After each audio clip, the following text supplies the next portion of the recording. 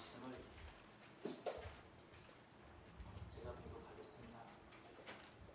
오늘 하나님께서 우리에게 주시는 말씀입니다.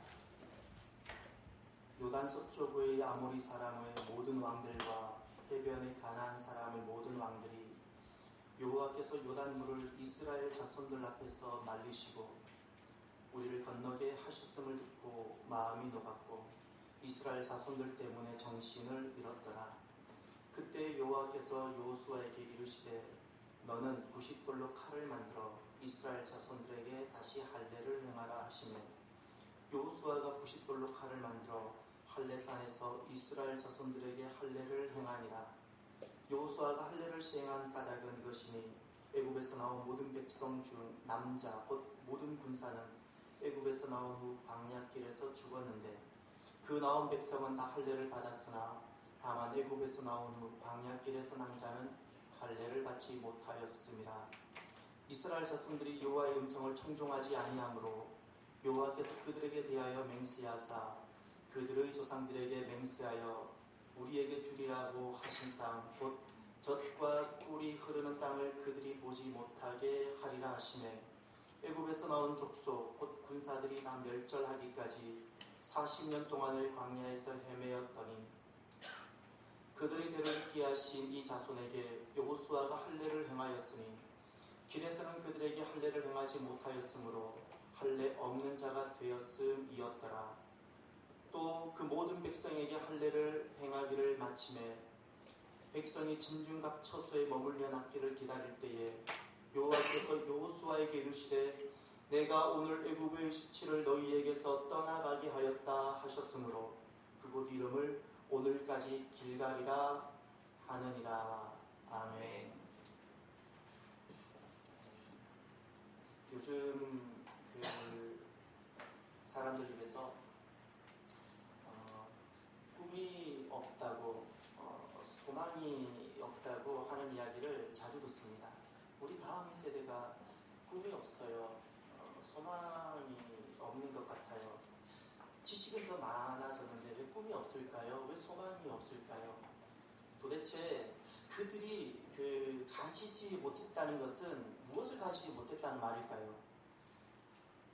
소망이라는 것은 꿈이 크기에 소망이 되는 것이 아닙니다. 또 어떤 선한 것을 바라고 있다고 그것이 소망이 되는 것도 아닙니다. 내게 좋은 계획이 있다고 그것이 소망이 되는 것도 아닙니다. 소망이란 약속에 대한 성취가 확실히 보장될 때 우리 안에 믿음이 생기는데 바로 그때 믿음이 생겼을 때 그 약속이 소망이 됩니다. 그 약속이. 다시 말해서 성취에 대한 그 확신이 없으면 우리 안에는 아무리 좋은 계획도 아무리 좋은 비전도 그것이 우리에게 소망이 되지 않습니다. 그리고 이 약속에 대한 분명한 성취에 대한 이 확신이 소망이 되는데 이 소망은 우리로 하여금 어떤 어려움도 그때는 이기게 합니다. 어떤 고난도 인내하게 합니다. 그래서 소망이 힘이요 능력입니다. 모든 것을 이기고 모든 것을 결국 성취하게 만드는 그래서 능력이 되는 겁니다. 이것이 소망입니다. 그래서 돌아보면 꿈이 없어요? 소망이 없어요? 우리에게 만약 이런 이야기가 있다는 것은 어떤 좋은 계획이 없거나 생각이 없다는 말이 결코 아닙니다. 무엇이 없다는 건가요? 계획이 없는 것이 아니라 그 계획에 대한 확신이 없는 겁니다. 계획과 꿈이 성취될 것이라는 확신이 없다는 말입니다. 확신. 만약에 우리 다음 세대가 꿈이 없다는, 우리 자녀 세대가 꿈이 없다는 이야기가 있나요? 그것은요, 다른 뜻이 아닙니다. 우리 자녀 세대가 믿음으로부터 많이 멀어져 있다는 뜻입니다. 믿음. 오늘 본문에 보면 하나님의 약속이 이제 성취되는 감격스러운 시간의 장면이 나옵니다. 이스라엘 백성들이 드디어 요단강을 건너서 약속하신 그 가나안 땅에 첫 발을 내디딘 겁니다. 40년 전에 주시겠다고 한 그 약속이 드디어 이루어지는 겁니다. 출애굽기 3장에 보면 하나님께서 모세를 처음 부르는 장면이 등장합니다. 그때 보면 이런 말씀을 하십니다. 내가 가서 그들을 애굽인의 손에서 건져내고 그들을 그 땅에서 인도하여 아름답고 광대한 땅, 젖과 꿀이 흐르는 땅에 데려가려 하노라. 이 말씀을 모세에게 주시면서, 미디안 광야에서 양치기하고 있는 모세에게 주시면서 이 말씀을 애굽으로 돌아가서 이스라엘 백성들에게 전하라는 거예요. 그런데 이 말씀이 애굽에서 종살이하고 있었던 이스라엘 백성들에게 이 말씀이 꿈이 되었고요, 소망이 되었어요. 모세가 하는 하나의 인간, 모세가 전하는 약속이 아니고 하나님의 약속이었기 때문에 반드시 성취될 것이기 때문에 그들에게 이것이 소망이 되었어요. 소망이 되었어요. 그러니 이스라엘 백성들, 그렇게 힘들어도 젖과 꿀이 흐르는 땅으로 우리를 데려가시겠다는 그 하나님의 약속을 믿고 엄청난 모험을 합니다. 광야 모험을 합니다. 광야 모험. 애굽에서 종살이하던 그 모든 터전을, 종살이도 힘들지만 더 힘든 것은 광야 모험인데 그걸 버리고 광야 모험을 하는 겁니다. 여러분, 우리 안에 정말 어떤 열정이 있나요? 열정이라는 어원이 그 인슈에지즘인가 뭐 그렇죠? 그 단어가 어드벤트라는 그 단어가 어원이 같아요. 여러분, 우리 안에 어떤 열정이 있나요? 열정이 있으면 우리를 가만히 있지 못하게 해요. 나아가게 해요. 도전하게 해요. 여러분, 진정한 사랑이 있으면 열정이 일어나게 되고요. 그 열정은 내 안에 있는 어떤 그 사랑을 성취하도록 도전하게 하는 삶을 살게 합니다. 실패가 따를 수 있는 그 도전하게 하는 겁니다. 광야 40년 동안 모든 어려움, 그 힘든 거 있었어요. 그런 다 참을 수 있었어요. 견딜 수 있었어요. 때로는 실패됐어요. 다시 일어설 수 있어요. 무엇 때문에? 그들은 하나만 생각해요. 하나님이 약속하셨던 것. 그것이 무엇이었죠? 젖과 꿀이 흐르는 땅. 실패해서도 다시 한번 그 생각하고 일어났어요. 배고프고 어려워도 그거 하나 생각하고 일어났어요. 그리고 드디어 그 시간이 다가왔어요. 그 40년 동안 그 고난을 겪으면서 걸어왔던 그 모든 시간이 끝나고 드디어 약속이 성취되는 그 시간에 직면한 거예요. 얼마나 감격스러워요. 가슴이 터져나갈 것 같지 않나요? 그 약속의 땅에 드디어 이들이 첫 발을 내디딘 거예요. 요단강을 건너고요. 많은 땅처럼 건너고 드디어 그 약속의 땅에 첫 발을 내디뎠어요. 저는 이 말씀을 준비하는데, 예전에는 젖과 꿀이 흐르는 땅이 어떤 땅일까, 이스라엘 문화적인 또 이스라엘의 역사적 배경을 가지고 그 땅을 막 풀어가는데, 여러분, 이번 이 말씀을 준비하면서 이 젖과 꿀이 흐르는 땅을 대하는데 너무너무 제가 막 감동이 돼가지고, 왜 제가 감동이 됐을까요? 젖과 꿀이 흐르는 땅이 왜 감동이 됐을까요? 한없이 멈췄어요. 말씀이 멈추고 제 지난 모든 시간으로 돌아갔어요. 남들은 젖과 꿀이 흐르는 땅이 그것이 그냥 젖과 꿀이 흐르는 가나안 땅으로 보였는데, 제게는 젖과 꿀이 흐르는 땅과 생명수 흐르는 교회가 같이 보였어요. 젖과 꿀이 흐르는 땅, 젖과 꿀이 흘러요, 생명수가 흘러요, 같은 뜻이더라고요. 그 땅은 하나님 나라고요. 그 하나님 나라는 교회고요.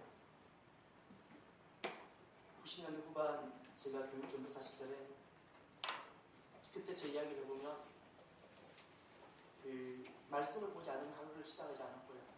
말씀을 읽고 묵상하기 전에 밥을 먹지 않았고요. 그래서 말씀이 막 제 가슴이 뛰게 했었어요. 그러던 어느 날 말씀이 마음이 뜨거워졌어요.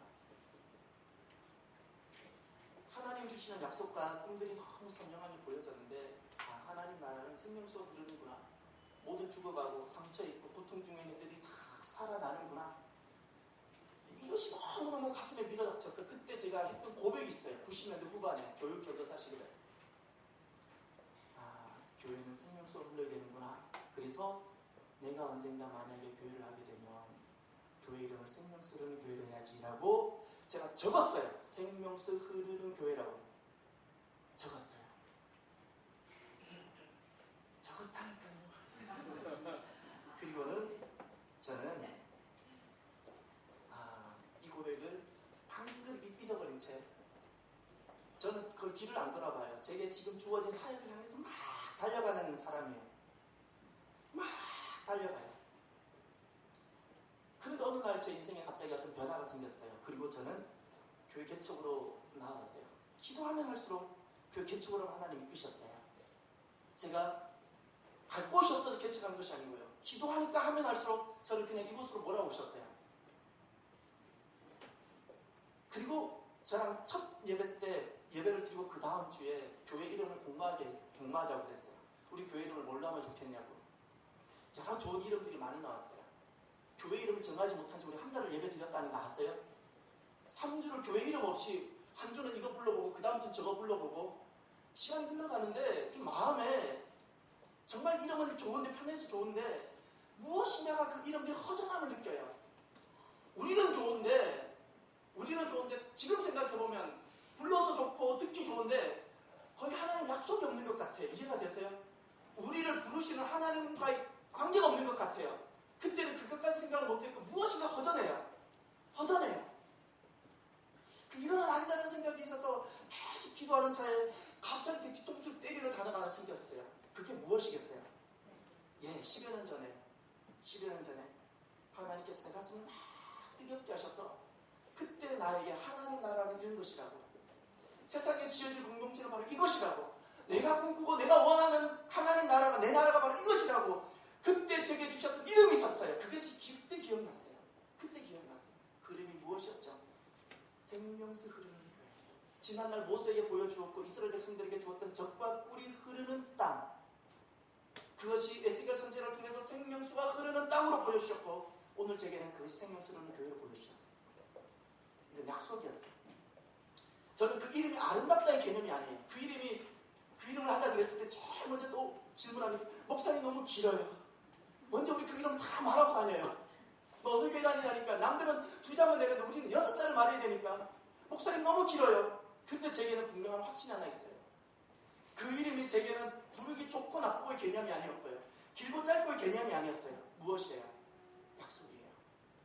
이스라엘 백성들 젖과 꿀이 흐르는 땅, 그것이 좋은 이름이었을까요? 나쁜 이름이었을까요? 길고 짧은 개념이었을까요? 아니요. 그것은 그들에게 하나님의 약속이었어요. 성취될 하나님의 약속이었어요. 제게도 마찬가지예요. 이 생명수 흐르는 교회라는 이름이 하나님이 제게는 약속이었어요. 약속. 성취될 약속이었어요.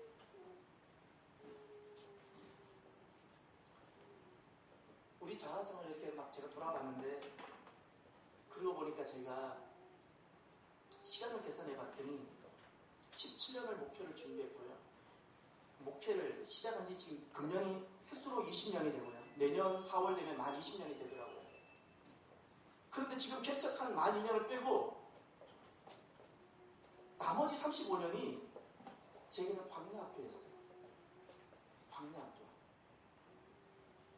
하나님의 약속에 이르게 하기 위한 하나님께서 제게 주신 광야의 시간들.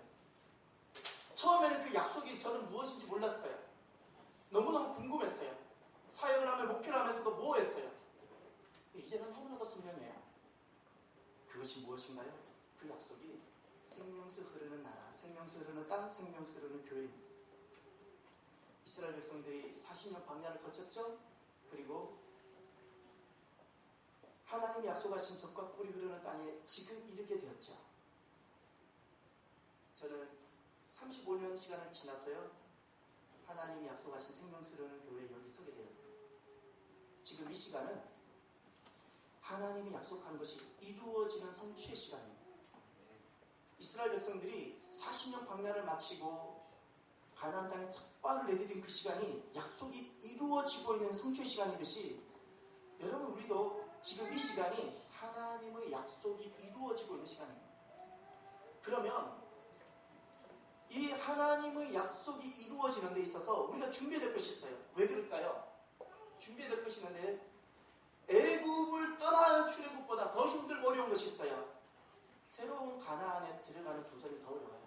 애굽을 떠나는 도전보다도 새로운 가나안에 들어가서 새롭게 살아가는 그 도전이 더 만만찮아요. 그래서 준비가 필요합니다. 어떤 준비가 있어야 될까요? 2가지가 꼭 있어야 됩니다. 그 첫 번째가 우리 안에 하나님께서 분명히 성취시키실 그 약속이 내게 이루어지기 위해서 먼저 준비되어져야 되는 첫 번째가 하나님의 약속이 먼저 내 안에서 회복되어져야 돼요. 약속이 회복되어져야 돼요. 오늘 본문에 보면 이스라엘 백성들이 요단을 건넜어요. 그리고 드디어 첫 땅에 발을 내디뎠어요. 하나님이 모세와 함께 하셨던 것처럼 그들과 같이 함께 한다는 걸 믿게 되었어요. 바로 약속의 땅에 첫 발을 내디디니 이스라엘에게 하나님께서 하셨던 말씀이 하나 계세요. 2절을 보시길 바랍니다. 2절을 보시면 이렇게 말씀합니다. 그때 여호와께서 요수아에게 이르시되 너는 부싯돌로 칼을 만들어 이스라엘 자손들에게 다시 무엇을 행하라? 할례를 행하라. 다시 할례를 행하라 하시매. 아멘. 할례를 행하라는 거예요. 다시 할례를 행하라. 할례라는 것은 우리가 이미 잘 알고 있습니다. 이것은 실은 뭐 건강상의 이유나 다른 이유 때문에 시행된 것이 결코 아닙니다. 무엇인가요? 왜 이 할례를 행하라 그런가요? 죽을 때까지. 죽을 때까지 하나님의 약속을 잊지 말겠다는 내 몸에 서약한 거예요. 내 몸에. 내가 만약에 종이에다가 도장을 찍었다면 이 종이만 찢어버리면 끝나는데 내 몸에 새긴 약속이라면 내가 죽기까지 여기 있는 거예요. 내가 죽기까지 있는 거예요. 사람의 약속에 문제가 있더라고요. 믿을 수가 없어요. 사람의 약속은 분명히 약속을 하고 도장도 찍었는데 법으로 공증도 했는데 믿어질 수가 없는 거예요. 안 지켜져요. 그리 소망이 되지 못해요. 사람의 약속은. 너무 변개가 많아요. 세상에서 유일하게 세상의 방법으로 변개가 없는 두 약속이 하나 있어요. 하나는 몸에 새기는 거예요. 이건 죽을 때까지, 내가 죽을 때까지는 이 약속이 내 몸에 흔적으로 남아있어요. 또 하나 있어요. 돌에 새기는 거예요. 이 돌은 세상에 있는 모든 것 중 유일하게 변하지 않는 것이 하나 있어요. 그 돌이에요. 그래서 하나님 말씀 어디다 새겼어요? 돌에 새긴 거예요. 변하지 않는 약속이라는 거예요. 영원히 우리가 지키겠다는 겁니다. 우리가 살아가면서 결코 잊지 말아야 되는 것이 있어요. 하나님 약속입니다. 내 인생에 하나님 약속이 없으면 내가 이룰 것도 없어요. 내가 산다고요? 약속이 없이 사는 사람은요, 죄송하지만 평생을 가난에 들어가지 않고 광야에서만 그냥 삐삐삐 살다가 광야에서 없어지는 세대나 똑같습니다. 이룰 것이 없어요. 성취할 것이 없어요. 이 인생이 아니에요. 죄송하지만. 사람이 사는 것이 아니에요. 제일 불쌍한 사람이 누구일까요? 약속 없는 자. 7절을 보십시오. 그들의 대를 잇게 하신 이 자손에게 요수아가 할례를 행하였으니 길에서는 그들에게 할례를 행하지 못하였으므로 다같이 할례 없는 자가 되었음이었더라. 가장 불쌍하고 가장 수치스러운 사람이 있다면 누구일까요? 할례 없는 자. 다시 말해서 약속이 없는 자. 약속이 없는 자예요. 하나님이 보실 때 그가 교회를 다녀요. 근데 약속이 없어요. 하나님 그에게 뭐 해줄 이유가 없는 거예요. 죄송하지만 약속이 없어요. 이 사람이 제일 불쌍하다는 거예요. 약속이 없더라는 거예요. 그래서 하나님께서 새로운 땅에 들어온 이 이스라엘 백성들에게 첫 번째 하는 것을 너 지난날 40년 전에 내가 너에게 준 약속을 넌 지금 갖고 있느냐는 거예요. 약속을 회복하라는 거예요. 그것도 너가 이 세상에 떠날 때까지 너의 인생에 어떤 일이 생겨도 그 약속을 내가 잊지 않고 품을 수 있도록 너 몸에 새기라는 거예요. 너 몸에. 찢어버릴 수 있는 종류도 하지 말고 나무에도 새기지 말고 너가 너 생명을 잃어버리기 전까지는 그 약속을 잊을 수 없는 너 몸에 새기라는 거예요. 왜냐하면 나는 반드시 이룰 것이기 때문에. 성경은 구약과 신약으로 이루어져 있죠. 구약은 무슨 말인가요? 옛 언약이라는 뜻입니다. 옛 약속이에요. 신약은 무슨 말인가요? 새 언약, 새 약속이라는 뜻입니다. 이 말씀이 약속이라는 거예요. 말씀이 언약이라는 말이에요. 무슨 말인가요? 말씀이 우리 중요하다 그러죠. 왜 중요합니까? 그것이 하나님의 약속이기 때문에. 약속이기 때문에 그것이 중요한 겁니다. 사람이 절망하는 것은 내게 성취될 약속이 없기 때문에. 내게 반드시 이루어진다는 그 약속만 있으면 사람은 배가 고파도 일어날 수 있고요. 어려워도 일어날 수 있는데 사람이 배부르고 잘 되어도 망하는 이유가 무엇인가요? 내게 이루어질 약속이 소망이 우리에게 없기 때문에 그렇습니다. 그래서 정말 사람은요, 물질 때문에 망하는 것이 실제로 아니고 내게 이루어질 약속이 없기 때문에 사람은 망하는 겁니다. 저는 이 말씀을 준비하면서 생명수로는 교회를 향한 하나님 주셨던 말씀이 정확하게 보면 12가지가 있던데 오늘 그 중에 몇 가지를 나누고 싶어요. 왜냐하면 약속이니까. 약속이니까. 약속은 성취가 되어져요. 하나님의 약속은. 사람의 약속은 찢어버리기도 하고 법으로 공중에도 안 지켜지기도 하고 정말 엉망이에요. 사람의 약속은 소망이 되지 않아요. 그런데 하나님의 약속은 반드시 이루어져요. 하나님 이루세요. 그 약속이 무엇일까요? 여러분, 우리를 향한 하나님 주신 약속이 있어요. 그 약속을 오늘 같이 경청하면서 들었으면 좋겠어요. 첫 번째가 그 여호수아 17장에 그 산지도 내 것이 되리니 비록 살림이라도 내가 개척하라. 그 끝까지 내 것이 되리라. 살림이라도 살림이 아무것도 없어요.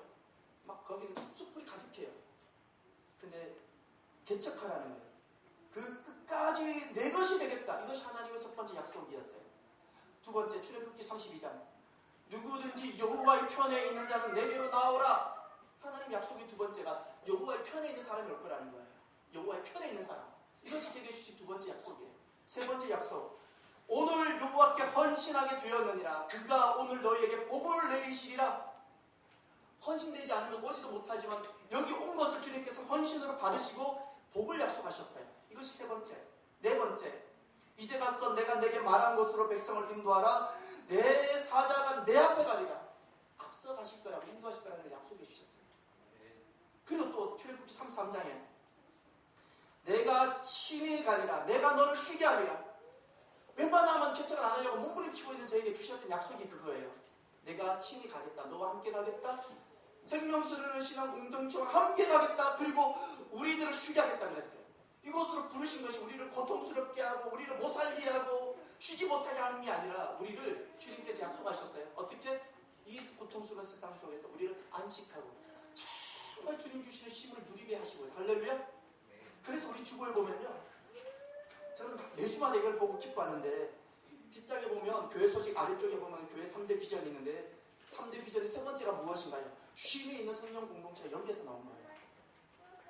하나님께서, 성령님께서 우리에게 있을 때만 우리에게 쉼이 돼요. 우리가 아무리 일을 많이 하고 정말 세상에 감동할 만한 높은 것을 이뤄보세요. 그것이 우리에게 쉼이 되는가?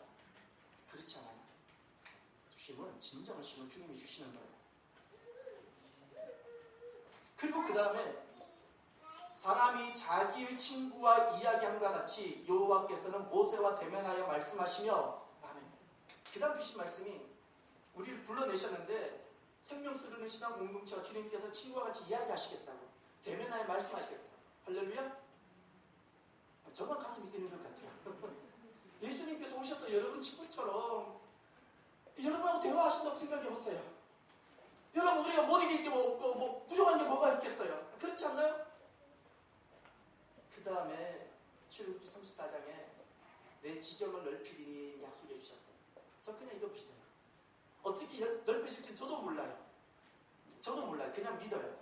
그리고 데살로니가전서 5장에 너희를 부르시는 이는 믿으시니 그가 또한 이루시리라. 아멘.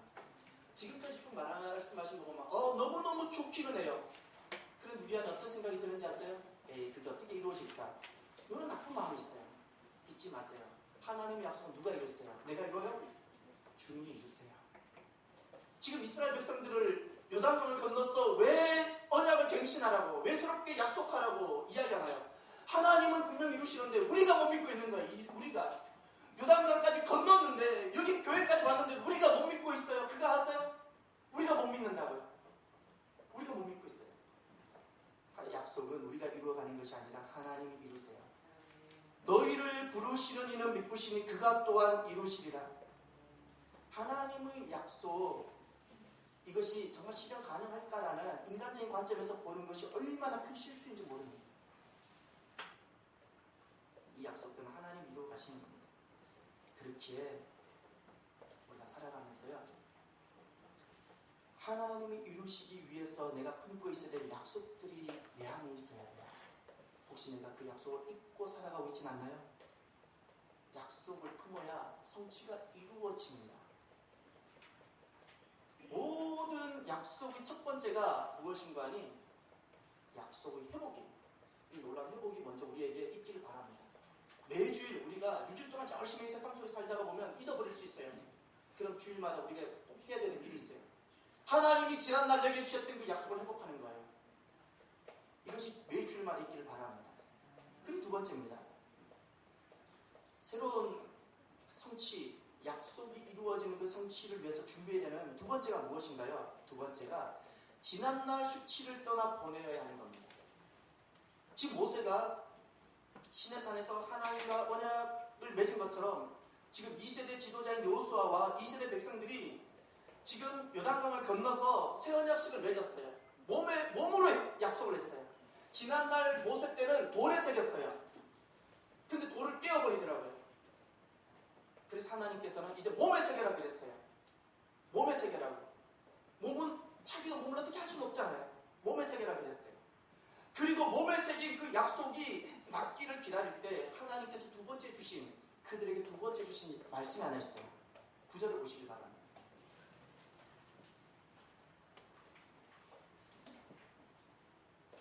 9절입니다. 여호와께서 여호수아에게 이르시되 내가 오늘 애굽의 수치를 너희에게서 떠나가게 하였다 하셨으므로 그곳 이름을 오늘까지 길갈이라 하느니라. 아멘. 지금 주님께서 하신 말씀이 무엇인가 하니 오늘이라 그랬어요. 오늘 애굽의 수치를 너희에게서 떠나가게 했다. 아멘. 할렐루야. 오늘이에요. 오늘 애굽의 수치를 너희에게서 떠나가겠다 그랬어요. 지금 애굽을 떠난 지 몇 년이었을까요? 40년이 됐어요. 세대도 한번 바뀌었어요. 지금 이 말씀을 듣고 있는 사람들은 애굽한 세대가 아니고요. 애굽에서 태어난 광야 세대예요. 애굽을 가본 적이 없는 사람들이에요. 애굽에서 살아본 적이 없는 이들이에요. 그런데 지금 이들 속에 놀랍게도 애굽의 수치가 남아있는 거예요. 애굽의 수치가. 애굽에 살아본 적도 없는데 이들이 지금 애굽의 수치가 있는 거예요. 이 애굽의 수치가 새로운 약속인 가나안을 살지 못하게 하는 거예요. 가나안을. 도대체 애굽의 수치가 무엇일까요? 애굽의 수치는 세 가지입니다. 그 첫 번째가 지난 과거의 부끄러운 사실들입니다. 출애굽한 이스라엘 백성들에게 언제나 힘든 것이 하나 있었어요. 언제나 힘든 것. 그것은 내가 지난날 언젠가 애굽에서 종살했다라는 그 사실들. 지난날 내가 애굽에서 노예였는데, 내가 지난날 그 이집트 백성들 밑에서 내가 그냥 그들 찌따거리라 해주는 노예였는데, 종이었는데, 항상 사람들이 나를 그렇게만 보는 것 같아요. 광야를 나왔어요. 만나는 사람마다 나를 꼭 그렇게만 보는 것 같아요. 에이, 쟤 전에 이집트에서 종살이하던 종놈이야. 이렇게만 보는 것 같아요.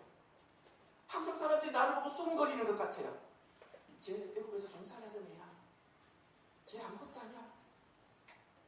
누구를 만나도 그래도 당당하지 못하게 해요. 우리에게 지난날 죄와 부끄러움들이 있지요. 그것이 오늘날 하나님께서 우리에게 새로운 것을 주셔도 우리로 하여금 주님 주시는 새 것을 누리지 못하게 해요. 이 지난 과거의 부끄러운 사실들이 애굽의 수치입니다. 또 하나, 무엇이 애굽의 수치일까요? 치유되지 못한 상한 감정들입니다. 치유되지 못한 상한 감정들. 이스라엘 백성들이 애굽을 떠났어요. 떠나서 몇 년을 살았는 거 아니 40년을 살았어요. 40년 동안의 삶을 한번 돌이켜보세요. 그들이 알아요. 그들이 40년 어떻게 살았는지. 40년을 찬양하며 춤추며 기도하며 살았나요? 아니면 40년이 너무 부끄러워요. 이제 막상 여기 도착해보니까. 요단을 건너서 가나안에 도착하고 돌아보니까 40년이 너무 부끄러운 거예요.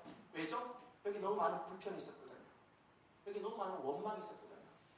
여기 너무 많은 저항이 있었고 하나님에 대한 거역이 있었거든요.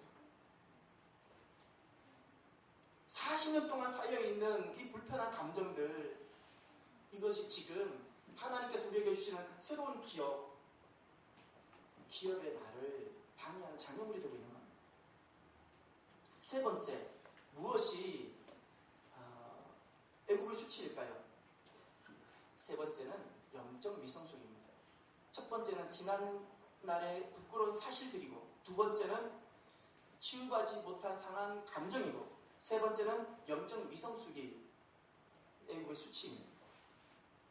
지금 이스라엘 백성들이 광야에서 몇 년을 살았는 거 아니 40년을 살았습니다. 여러분, 한 분야에 통계가 있는데 한 분야에 사람이 10년만 집중하면요 그 분야의 최고의 전문가가 될 수 있다고 통계학에서 이야기하고 있습니다. 여러분이 정말 앞으로 살아가실 날이 혹시 10년이 더 남아 계시다면 한 분야에만 집중해 보십시오. 그러면 그 분야에 여러분 최고의 전문가가 될 수 있습니다. 이건 통계가 이야기하고 있습니다. 그러면 한 분야에 만약에 40년을 집중했다고 쳐보십시오. 여러분 어떤 사람이 되겠습니까? 도사가 되지 않았겠어요? 도사가 돼야 돼요. 40년인데 도사도 대수롭지 않게 여기시는 것 같아요. 광야에서 광야학교에서 40년을 집중했는데 그럼 정말 대단한 도사가 되어져 있어야 되는데 지금 이들의 모습이 그렇지 못해요. 여러분, 제자들은 몇 년 하나님 훈련시키셨죠? 3년이에요. 제자들은 3년 제자학교 다녔는데 무려 이들은 주님께서 40년을 집중시켰는데 지금 이들이 미성숙해요. 미성숙해요. 고린도전서에 보면 세 종류의 사람이 등장합니다. 한 사람은 신령한 사람입니다. 신령한 사람이란 그리스도의 마음을 아는 사람이에요. 그리스도의 마음을 안다는 것은 무슨 말인가 하니 주님이 우리를 어떻게 용서하셨고 어떻게 사랑하셨고 그 마음을 안다는 거예요. 더 이상 율법의 기준과 지난날 죄의 그것으로 어떤 것도 내가 판단받지 않는다는 것을 안다는 거예요. 이 신령한 사람이에요. 그리스도의 약속이 그대로 내게 이루어진 사람이에요. 주님의 용서가 그대로 이루어졌고 주님이 베풀어 주신 은혜가 그대로 내게 이루어진 사람. 이게 신령한 사람이에요. 또 하나의 사람이 있어요.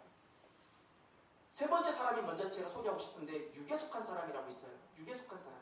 이 사람은 죄송하지만 그리스도 밖에 있는 사람이에요. 그래서 이것을 신학적으로는 자연인이라고 말합니다. 아직까지 이 주님을 알지 못해요. 그 우리의 관심이 하나 더 있어야 돼요. 두 번째, 마지막 세 번째, 육신에 속한 사람입니다. 육신에 속한 사람이란 어떤 사람일까요? 이 사람은 그리스도 안에 있어요. 그리스도가 그의 인생 안에 들어와 계세요. 그런데 이 사람은 성숙되지가 못했어요. 성숙되지 못해서 여전히 만나는 사람마다 그가 있는 곳은 분쟁이 일어나고 다툼이 일어나요. 분쟁이 일어나고 다툼이 지난 과거에 여전히 매여 있어요.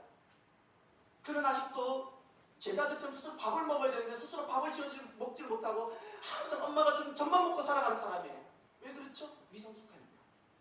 육신에 속한 사람은 영적으로 미성숙한 사람을 말하는 거예요. 40년을 주님께서 집중해서 훈련시켰는데 그러면 이제 제자가 되어져야 되는데 미성숙한 거예요.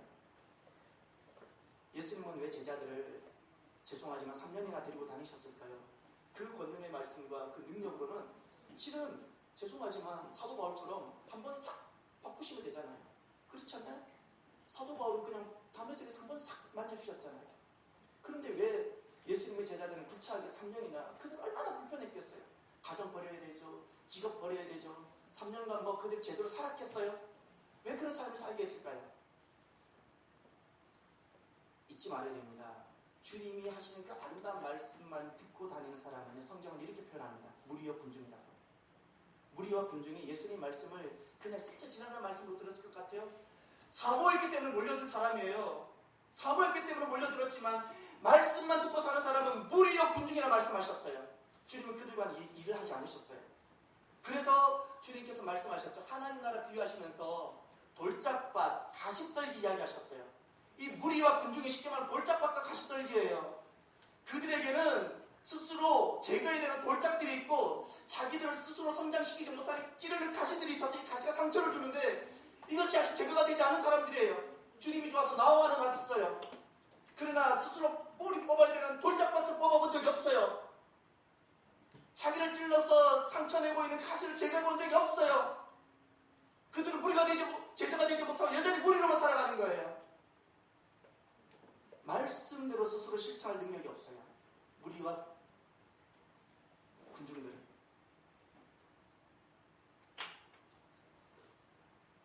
사람이란 누구든지 수치스러운 경험들이 다 있습니다. 그래서 세월이 한참 흘렀는데도 여전히 지난 이야기들 꺼내기 힘들어하는 경우도 있습니다. 그런 것들이 우리 발목을 얼마나 잡고 있는지 모릅니다. 그런데 우리가 주님과의 그 언약을 우리가 회복하면 주님의 약속, 이스라엘 백성들은 몸의 할례를 했지만 성령님께서 우리에게 마음의 할례를 말씀하셨어요. 내가 마음으로 주님과 약속을 맺어요. 그러면 우리 지난날 어떤 아픔과 상처도 주님께서 우리를 치유하시고 회복시켜 주세요. 도리어 내일을 살아가는데 강력한 힘으로 전환을 시켜주세요. 잊지 말아야 되는 것은 애굽의 그 노예 근성이나 또 애굽의 수치로는 주님께서 약속하신 새로운 약속을 우리가 받을 수 없다는 사실이에요. 받지 못해요. 언제 애굽의 수치가 떠나요? 내가 주님 앞에서 오늘 새로운 언약을 다시금 내가 지난날 주님 주셨던 약속을 내가 오늘날 다시금 병신하고 그 약속을 내가 맺을 때 애굽의 모든 수치가 떠나가게 되어져요. 내 인생의 부끄러움들 떠나가게 되어져요. 주님 주신 약속을 내가 붙들면, 그 약속을 맺으면 부끄러움이 떠나가고 상처가 치유되어지는 거예요. 하나님을 의지하면 감당할 수 없는 감당하기 힘든 일들도 감당할 수 있는 능력이 우리 안에 생겨납니다. 모험을 하는 인생은 두려움이 없어서가 아니고요. 왜 사람은 모험을 할까요? 모험을 하는 인생은 두려움이 없어서가 아니라 두려움을 이기고 전진하기 뿐입니다. 약속을 믿고 전진하는 것 뿐이에요. 두려움이 없어서가 아니에요. 그리고 우리로 하여금 어디에 서게 하냐면, 예수님의 십자가는 우리로 하여금 그래서 길갈에 서게 합니다. 길갈이 어느 곳인가요? 우리에게 있는 그 모든 수치를 떠나게 만들었던 곳이에요. 우리가 주님 앞에 서면요, 주님은 너 왜 그랬니? 말씀하지 않으세요. 다 떠나게 만들어주세요. 떠나게 하고 우리를 새롭게 만들었어요. 그래서 우리가 상처로부터 자유하게 되어지고, 죄로부터 구원받게 되어지고, 그리고 하나님 모든 약속이 믿어지게 되어지는 겁니다. 오늘 말씀을 준비하면서 한 사람이 생각이 났어요. 어네스트 셰틀턴이라는 사람인데, 그 사람은 남극 대륙을 최초로 횡단을 하려고 했던 사람이에요. 1914년, 우리가 쉽게 말해 일제강점기가 막 시작됐던 그 초기에 27명의 대원들을 모집했습니다. 27명의 대원들. 선언을 모집합니다. 제대로 나는 월급을 주지 못하고 반드시 돌아올 수 있다는 보장을 나는 해줄 수 없습니다. 안전도 책임질 수 없습니다. 그래 이렇게 나는 사람을 모집합니다. 광고를 내서 27명이 왔어요. 여기는 의사도 있고 사신사도 있고 여러 사람들이 모였어요. 그들이 영국을 떠납니다. 그리고 남극 대륙을 향해 갑니다. 이미 남극점은 얼마 전에 바로 노르웨이 사람이 이게 뭐죠? 이렇게 이름이 뭐였죠? 노르웨이 사람 아씨였는데 정복했지요. 아문센. 그렇게 이제 남극점을 정복한다는 것은 의미가 없어졌어요. 그래서 그가 새롭게 시도한 것이 무엇인가 하니 남극 대륙을 횡단하는 거예요. 그래 27명을 데리고 출발을 했어요. 사우스 조지아 섬에 도착해서 마지막 정비하고 드디어 남극으로 들어간 거예요. 남극점이 150km 앞두고 있는데 이제 도착해서 지나가기만 하면 돼요. 이제 부빙에 그거 떠다니는 얼음에 갇혔어요. 제가 그걸 몰랐는데 얼음에 갇히면 얼핏 생각하면 봄이 되고 나면 12월에 얼음에 갇혔는데요. 이제 다음에 봄이 좀 되고 나면 녹으면 이렇게 다시 노져서 먹으면 되겠다 생각했더니 그것이 아니라 이 얼음은 엄청나게 서로를 미나봅니다. 결국 그 배가 깨어졌어요. 부분에 갇혀서 8월에 떠나서 12월에 도착했는데 목표 지점이 150km 남았는데 그 먼 한계로 있는데 깨어져서 사진을 봤어요. 오스트레일리아 사진사가 그때 참여했기 때문에 사진을 다 찍어놨더라고요. 갇혔어요. 그 다음에 귤더라고요. 그리고 빨았더라고요. 그들이 그 배에서 건져낸 건 식량 조금하고 구명, 나무로 만든 구명, 정말 얼마 안 되는 여기도 이 정도. 사람이 7명도 제대로 못하는 더 타면 가라앉을 것 같은 조그마한 구명보트 하나 꺼내고 남극을 탐험하기 위해서 개를 데리고 왔는데 개를 꺼내고 그리고 내려온 거예요. 배를 침몰했어요. 그때가 1914년 12월이에요. 우리나라 12월도 추운데 그들이 아무도 없는, 자기들이 갇혔다는 소식도 전할 수 없는 그곳에서 12월에 부흥에 내린 거예요. 내려왔어요. 그때부터 그들이 안전한 일단 땅으로 무조건 갔어요. 부빙은 언제 어떻게 될지 모르니까. 거기 가서 그들이 무엇을 했는가 하면 일단 물개도 잡아먹고 아무것도 없는 데서. 그리고 풍랑이 조금 잠잠해지는 것을 통해 가지고 이 세틀턴 선장이 자기 말고 5명 정도 더 그 조그마한 배에 사람을 태워서 나머지 여기서 기다리라고. 우리가 가서 사우스 조지아 섬까지 가겠다고. 거기는 고래잡이 항구여서 고래 잡는 배들이 수시로 들어왔다 해요. 그래 거기 항상 사람이 있었다는 거예요. 노전은 우리로 말하면 그 구명 보트 같은 그 조그마한 배를 가지고 수백 킬로를 가겠다는 거예요. 얼마 전에 캐나다 북극 탐험팀은요, 똑같은 상황이 이들이 일어났던 한 해 전에 1913년도에 캐나다 탐험대에 어떤 일이 있었는가 하니 북극을 탐험하다가 똑같이 부빙에 갇혔어요. 그들은 부빙에 갇히고 서로 너가 왜 나를 끌고 왔느냐고. 너는 왜 오늘 밥을 나보다 더 많이 먹었냐고. 이것 때문에 서로 미워하고 서로 거짓말하기 시작하다가 아무도 살아남지 못하 다 죽었답니다. 이들 지금 남극에 갇혔어요. 그리고 선장이 사람들 데리고 떠났어요. 27명이 한 사람도 죽지 않고 다 살아났어요. 이 이야기는요, 죄송하지만 성공이 아니라 실패 이야기입니다. 그들은 남극을 횡단하지 못했어요. 그런데 이 이야기가 세월이 흘러도 오늘날 우리들에게 회자되는 이유가 무엇인가요? 실패를 했어요. 실패를 했는데 알고 보니까 성공했을 때보다 더 큰 아름다움이 여기 있더라고요. 인생은 다 실패가 있어요. 실패가 없는 사람이, 상처 없는 사람이 누가 있나요?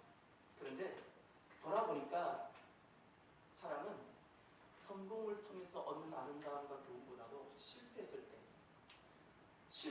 그 기쁨을, 실패의 기쁨을 깊이 견디고 극복해 갈 때 더 큰 인생의 아름다움이 있어요. 여러분, 우리 인생에 실패가 있죠. 그러나 이 실패 때 하나님 앞으로 나아가면 주님께서는 이 실패를 더 깊은 아름다움으로 내 남은 인생에 너무나도 아름다운 인생이 되게 하도록 그렇게 바꾸어 주세요. 수치를 떠나가게 해주시고요. 상처를 치유하게 해주시고요. 계속 찔렀던 가시를 주님께서 꺾어주시고요. 내 힘으로 뿌리 뽑지 못했던 나를 넘어지게 했던 그 돌뿌리를 주님께서 제거해 주시고요. 나를 자유하게 해주세요. 주님 앞으로 나아가면 나를 가두었던 그 모든 부빙을 주님께서 제거하시고요. 살아나게 하세요.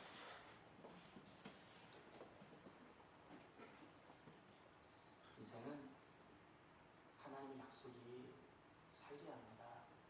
오늘 지난날 내게 주셨던 하나님의 약속이 무엇인지 기억하십시오.